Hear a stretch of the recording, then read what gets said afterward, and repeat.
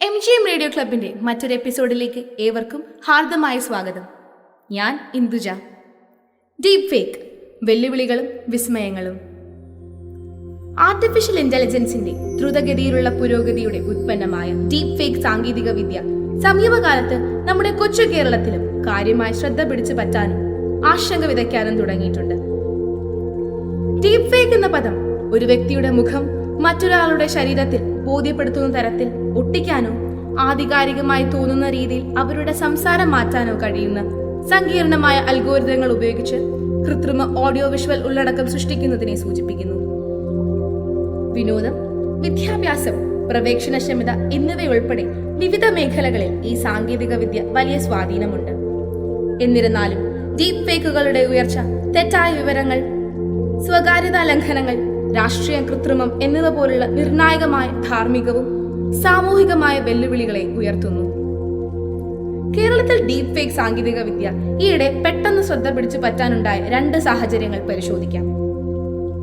സാധാരണ ജനങ്ങളെ ഒന്നടങ്കം ആശ്ചര്യപ്പെടുത്തിയ ആദ്യ സംഭവം ജനശ്രദ്ധ പിടിച്ചു പറ്റിയത് സാമൂഹിക മാധ്യമങ്ങൾ മുഖേനയാണ്.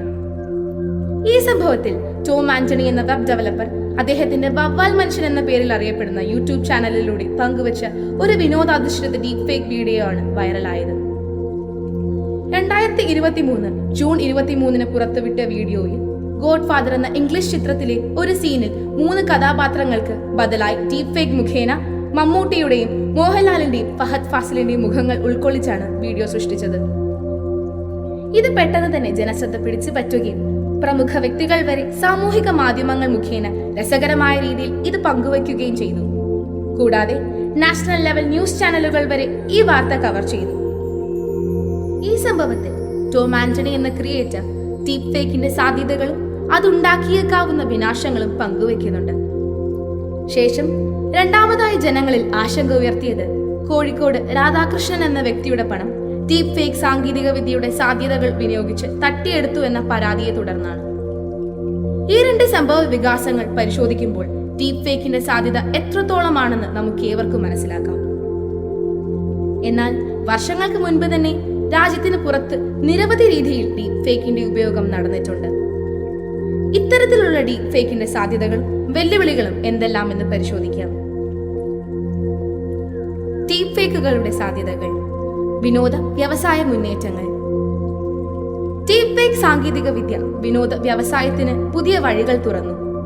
സിനിമാ നിർമ്മാതാക്കൾക്ക് ഇപ്പോൾ മരണമടഞ്ഞ അഭിനേതാക്കളെ പുതിയ സിനിമകളിൽ അഭിനയിക്കാൻ പുനരുജ്ജീവിപ്പിക്കാൻ കഴിയും. ഇത് പ്രേക്ഷകരെ വീണ്ടും ഐതിഹാസിക പ്രകടനങ്ങൾ ആസ്വദിക്കാൻ പ്രാപ്തരാക്കുന്നു. കൂടാതെ ഡീപ് ഫേക്കുകൾക്ക് ഡബ്ബിംഗിൽ വിപ്ലവം സൃഷ്ടിക്കാനും തടസ്സമില്ലാതെ വിവർത്തനങ്ങൾ അനുവദിക്കാനും അന്തർദേശീയ പ്രേക്ഷകരിലേക്ക് പ്രവേശനം നൽകാനും യഥാർത്ഥ അഭിനേതാക്കളുടെ ഭാവങ്ങളും വികാരങ്ങളും സംരക്ഷിക്കാനും കഴിയും. വ്യക്തിഗതമാക്കിയ ഉള്ളടക്ക സൃഷ്ടി. വ്യക്തിഗതമാക്കിയ ഉള്ളടക്ക സൃഷ്ടിക്കുന്നതിനുള്ള സാധ്യതകൾ ഡീപ് ഫേക്കുകൾ വാഗ്ദാനം ചെയ്യുന്നു. ഉപഭോക്താക്കൾക്ക് അവരുടെ പ്രിയപ്പെട്ട സിനിമയിലേക്കോ TV ഷോയിലേക്കോ വീഡിയോ ഗെയിമിലേക്ക് സ്വയം പ്രവേശിക്കാനും പരിമിതികളിൽ നിന്ന് രക്ഷ നേടാനും പ്രാപ്തരാക്കും. ഇത് കൂടുതൽ ആഴത്തിലുള്ളതും വിനോദാത്മകമായ വിനോദാനുഭവം വളർത്തിയെടുക്കുന്നു.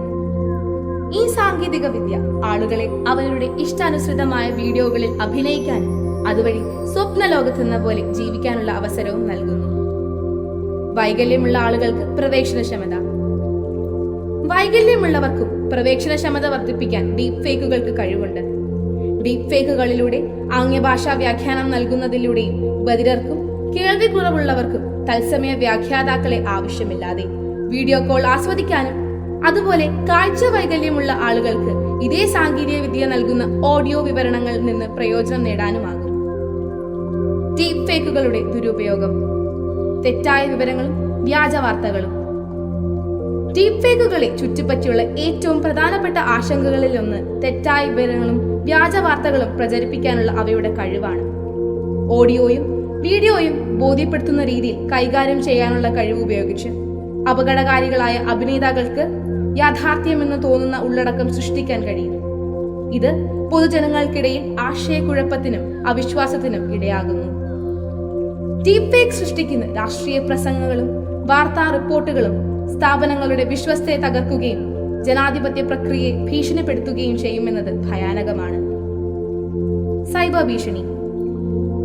ഡീപ് ഫേക്ക് സാങ്കേതിക വിദ്യ സൈബർ ഭീഷണിയുടെയും ഉപദ്രവത്തിന്റെയും അപകട സാധ്യത വർദ്ധിപ്പിക്കുന്നു.